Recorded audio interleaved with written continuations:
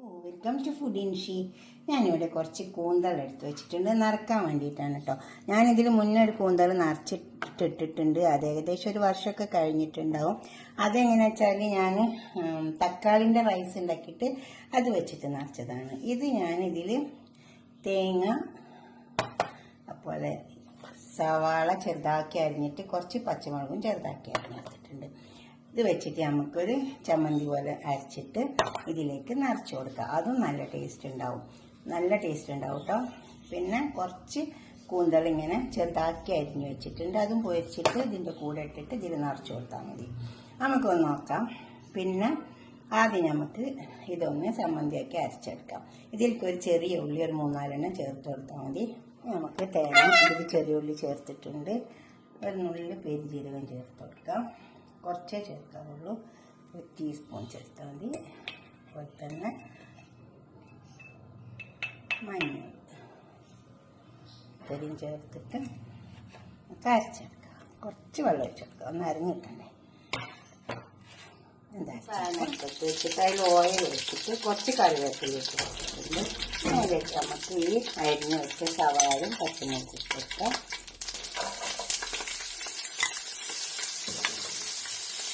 കറിവേപ്പില ഒന്ന് മൂത്ത് വന്നാൽ നല്ലൊരു മണം ഉണ്ടാവും. അപ്പോൾ നമുക്ക് ഈ സവാള ഒന്ന് മൂത്തിയാക്കാം. അപ്പോൾ സവാള മൂത്ത് വന്നിട്ടുണ്ട്. ഇതിൽ കുറച്ച് ഇഞ്ചി വെളുത്തുള്ളി പേസ്റ്റാക്കി ഇട്ടെടുക്കാം. ഇത് നമ്മൾ അരച്ചിട്ട് ഫ്രിഡ്ജിലവിടെ വെച്ചാൽ മതി. അപ്പോൾ ആവശ്യത്തിനൊക്കെ ഇങ്ങനെ വെക്കാം.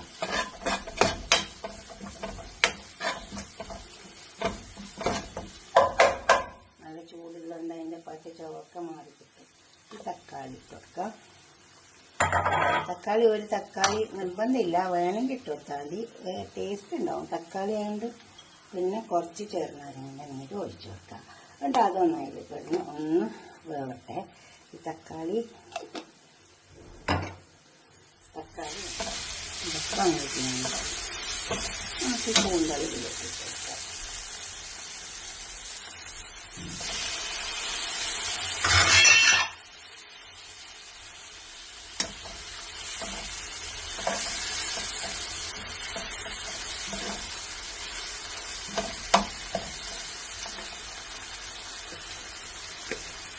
കുറച്ച് കുരുമുളക് കൊടുക്കാം.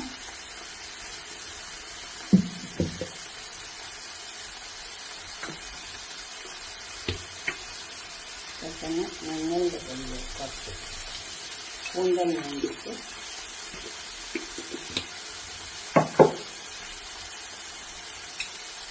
മുളകിൻ്റെ പൊടി കുറച്ച് കൊടുക്കാം. ഇത് അധികം എരിവില്ലാത്ത മുളകാണ്, ഇങ്ങനെ കുറച്ച് കൊടുക്കാം.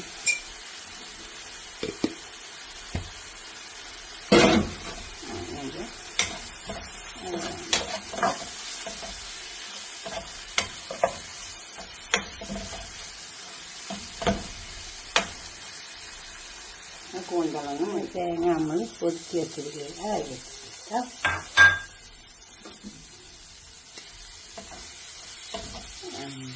ചേർത്തെടുക്കാം. ഉപ്പ് നോക്കിയിട്ട് ചേർത്താൽ നമ്മൾ ഉപ്പിട്ടതാണ്. തക്കാളി വേവിക്കുമ്പോൾ ഉപ്പിട്ടതാണ്.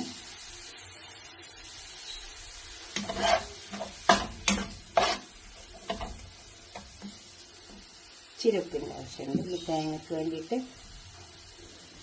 നന്നായി ഇളക്കി ചേർത്തെടുത്ത് തേങ്ങ ചേർത്ത് അതിൻ്റെ പച്ചമുളകൊക്കെ പോയി നല്ല തേങ്ങയ്ക്ക് നല്ല പൊരിഞ്ഞ് വന്നിട്ട് നല്ല മണം. നമുക്കിത് നിറച്ചെടുക്കാം. ഒന്ന് നിറച്ച പോലെ തന്നെ ഒന്നുകൂടി എടുക്കുക. അതുപോലെ തന്നെ അങ്ങനെ ചെറുതാക്കി ചെറിയ ഇതാക്കിയിട്ട് അങ്ങോട്ട് നിറച്ച് കൊടുത്താൽ മതി. നന്നായി ഇറക്കി കൊടുക്കണം.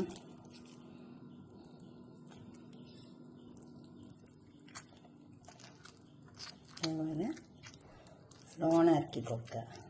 ടീസ്പൂൺ കൊണ്ട് നിറയ്ക്കാതെ കേട്ടോ, അപ്പോൾ അത് കീറിപ്പോകും.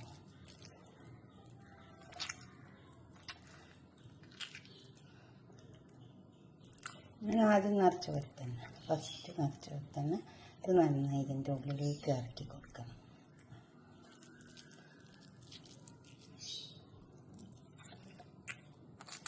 ഇതിൽ ഞാനൊരു നിറച്ചത് ഇട്ടിട്ടുണ്ട് കേട്ടോ, അത് നിങ്ങൾ നോക്കുകയാണ്ടി. അത് റൈസാണ്, തക്കാളിൻ്റെ. എന്നിട്ട് ഈ തല ഇതിലേക്കാണ് വെച്ച് കൊടുക്കുക. ഉണ്ടോ, ആ ഒരു തിരക്കൊന്നും കൂട്ടണ്ട, സാവധാനം ഉണ്ടാക്കിയാൽ മതി. എന്നിട്ട് ഒരു ഇരുത്തിലെടുത്തിട്ട് കുത്തി കൊടുക്കുക. അപ്പം എന്താ വെച്ചാൽ തല അങ്ങ് പുറത്തേക്ക് വരില്ല.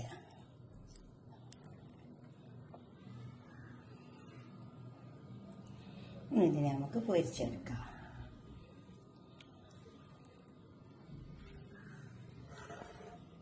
അതെല്ലാം ഉണ്ടാക്കിയെടുത്തിട്ടുണ്ട്. ഇനി ഇതിനെ പൊരിച്ചെടുക്കാം. കുറച്ച് കറിവേപ്പില, എണ്ണ ചൂടായി വന്നതാണ്.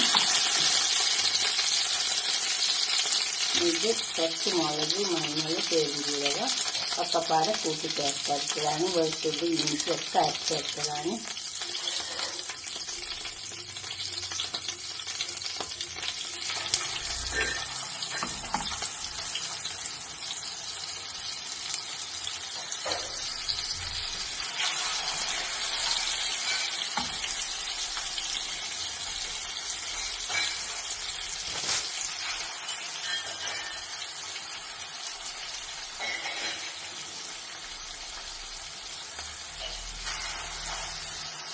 ഗരം മസാല ഒക്കെ ഇത് വെച്ചിട്ടുണ്ട്. ഇനി ഇത് മൊരിഞ്ഞ് വരട്ടെ. തീ കുറച്ച് ചെറുതാക്കി വെച്ച് കൊടുത്താൽ മതി. തീ അപ്പം അതങ്ങനെ വെന്ത് വയ്ക്കോളൂ. അത് വെന്തോട്ടെ. കടായിൽ വെച്ചിട്ട് മൂടി വെച്ച് കൊടുത്താലും മതി. ഇപ്പം ഇതിങ്ങനെ ഇത്രയും മൊരിഞ്ഞ് വന്നിട്ടുണ്ട്, കണ്ടോ. ഇനി നമുക്കിതൊരു പാത്രത്തിലേക്ക് സെർവ് ചെയ്യാം. ഇത്രയൊക്കെ മൊരിഞ്ഞ് കിട്ടുള്ളൂ കൂന്തൽ. ഇതുപോലെ ഒന്ന് കൂന്തൽ നിറച്ച് പൊരിച്ച് വയ്ക്കുക. നല്ല ടേസ്റ്റ് ഉണ്ടാവും കേട്ടോ. ഇതുപോലെ ഉണ്ടാക്കിയിട്ട് നിങ്ങളുടെ അഭിപ്രായം നിർദ്ദേശമൊക്കെ ഒന്ന് കമൻറ്റ് ബോക്സിൽ അറിയിക്കുക.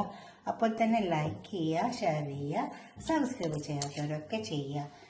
ഇങ്ങനെ നിറച്ചിട്ട് നല്ല ചൂടുണ്ട്. ഇത് ഒന്ന് മുറിച്ചിട്ട് നോക്കാം. കണ്ടോ, ഇതുപോലെ ഉണ്ടാവും. നല്ല ടൈറ്റ് ആക്കണം, ഉള്ളിലേക്ക് നിറച്ചിട്ട്. അപ്പോൾ നല്ല ടേസ്റ്റും ഉണ്ടാകും കഴിക്കാൻ. ആ മസാല അതിൻ്റെ ഉള്ളിൽ വന്നിട്ട് നല്ലൊരു ടേസ്റ്റ് ഉണ്ടാവും. ഇതുപോലെ ഉണ്ടാക്കിയിട്ട് നിങ്ങളുടെ അഭിപ്രായ നിർദ്ദേശമൊക്കെ ഒന്ന് കമൻറ്റ് ബോക്സിൽ അറിയിക്കുക. ലൈക്ക് ചെയ്യുക, ഷെയർ ചെയ്യുക, സബ്സ്ക്രൈബ് ചെയ്യാത്തവരൊക്കെ ചെയ്യുക. അടുത്തൊരു വീഡിയോ ആയിട്ട് നമുക്ക് പിന്നെ കാണാം. ബൈ.